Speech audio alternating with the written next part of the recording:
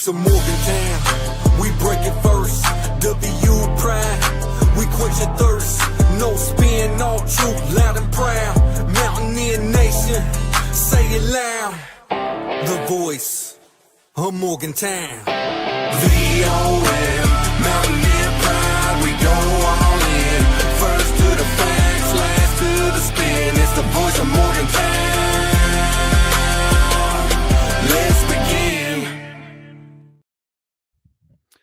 And we welcome you into another edition of The Rush Show, delivering you Big 12 and West Virginia takes in 10 minutes or less. We're a lot closer to the start of the regular season, and it is a perfect time to talk Big 12 coaches, and let's rank those coaches. We have 16 to go over today.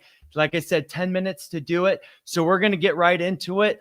First off, with number 16. And at number 16, I have Scott Satterfield at Cincinnati. This is a guy that has an extremely hot seat going into this season. I've talked about it on previous shows that I've done. I don't understand why he is still at this job. He was at Louisville before this. He leaves Louisville and they go to the ACC championship. I know that he did well at App State, but a lot of coaches have done well at App State. So a lot to prove this year at Cincinnati. And if he doesn't get it done, I don't expect him to be returning next season. Going into another guy on the hot seat, number 15, Brent Brennan. I know a lot of Arizona fans were extremely excited for this hire last year when Fish left town, but an absolute disaster year. And you have two all-star players that really should have stepped up and made a difference for this Arizona team. And they're already talking that he's on the hot seat. If you're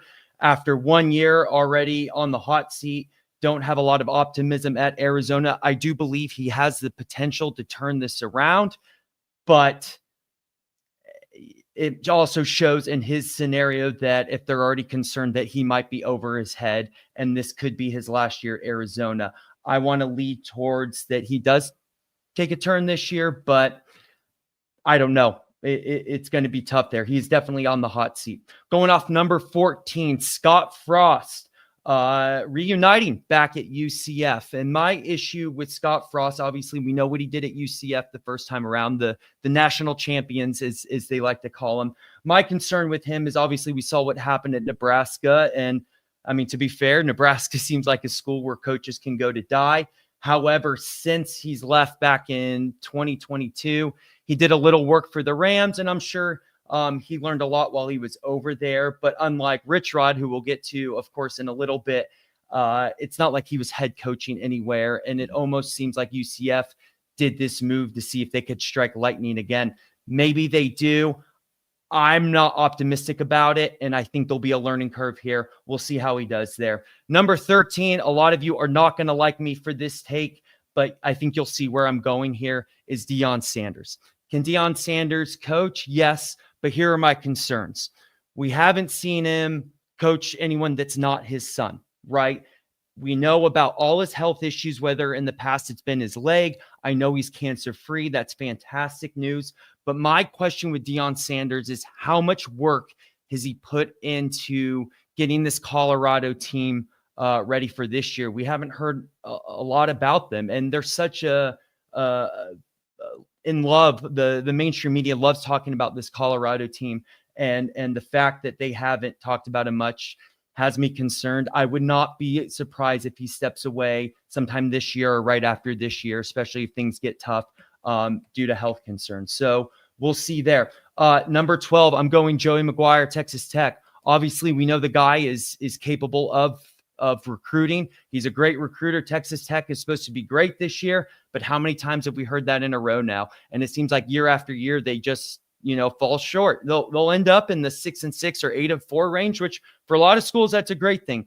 But when you're putting as much money as Texas Tech is as they're putting into their program, and they expect things, of course, in the state of Texas, he keeps falling short. So we'll see what happens this year.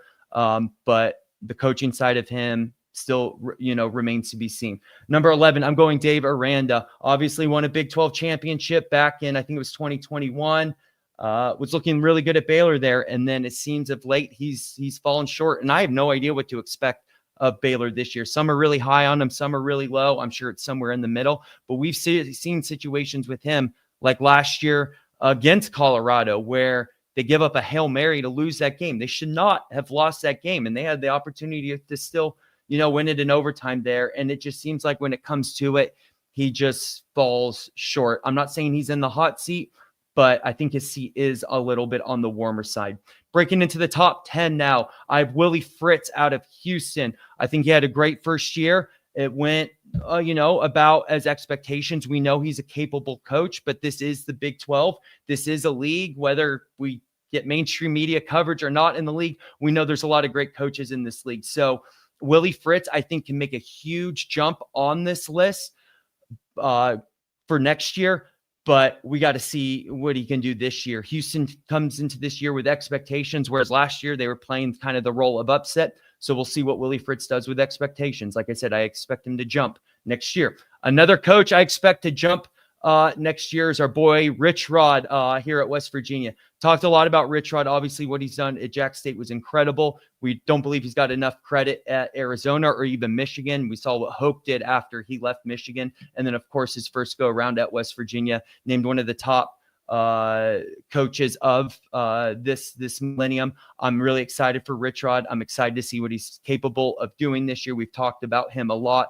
The only difference between him and Scott Frost is Rich Rod has continued his head coaching experience where Scott Frost hasn't. So that's why I had the discrepancy there. Next guy I know is a good coach, but I have a lot of questions for this year, and I think he's on the warm seat as well, is Sonny Dykes. I have no idea what to expect out of TCU this year. Apparently they've cleaned it up.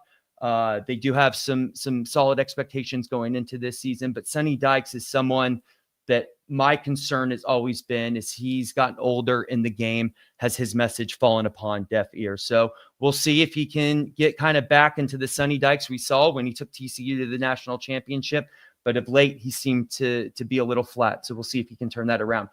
Number 7, a team that I used to support growing up, BYU and Kalani Sitake. Excellent season last year. Unfortunate that they didn't make the playoff. I think there was an argument there. The games that they did lose against Kansas, on a pooch punt, a muff pooch punt, and then, of course, that interception late in the game against Arizona State turned it around here. I would like to put Sitake higher on this list, but my concern there, of course, is can he do it again this year? He won a lot of close games this year. Now the question is, can he still win those close games this year, or are things going to even out? Number 6, Mike Gundy. Rough season for Mike Gundy last year, coming off going to a Big 12 championship. My concern with Gundy, a lot of talk over this offseason with his pay and where he stands as a coach. Are his best days behind him? Obviously, one of the greats when you talk about Big 12 coaches, but I got to know what you're going to do in the future. And I don't know what it's going to be with Mike Gundy. No, he's a great coach, but we'll see how it ends up last year. No Big 12 wins last year. Number 5, a newcomer, Kenny Dillingham. Excellent year last year at Arizona State. You could even make the argument that if the refs didn't blow a couple calls, that they would have beat Texas and moved on in the playoffs there. Looking forward to how he can back it up this year. Now going into the Mount Rushmore, the top 4. Number 4, Lance Leipold at Kansas. At once, Kansas was an automatic win every year. Now you see when Kansas is, and you hope you can beat them and time it right. A lot of close games last year, and I think that they're going to bounce back and kind of do what BYU did last year and what I was talking about, win those close games. And I think they'll be competing for a Big 12 championship and see what Jalen Daniel is capable of doing this year. Number 3, a Big 12 champion in Chris Kleiman. We know he's a great coach. Got Avery Johnson coming back. We'll see what 1 year of maturity does for him. Wherever he's been a great coach. So looking forward to seeing what Kansas State is capable of this year. Number 2, Kyle Whittingham. I do think this is going to be Whittingham's last year at Utah. They've already named the head coach in waiting, and that can only last so long, of course. So I think he's going to go hard, try to go out the right way. And I may not like it, but don't be surprised if Utah is in the Big 12 championship. And then the best coach, first 10-win season for Iowa State last year, is Matt Campbell. Like I was saying with Kansas, it used to be Iowa State an automatic win every year, and now they're a juggernaut and have the chance to be in the Big 12 championship every year. What he's done there has been absolutely incredible. And I think it's going to be a great season in the Big 12. This wraps us up. 10 minutes on the dot. We'll see you all again soon. Go Mountaineers.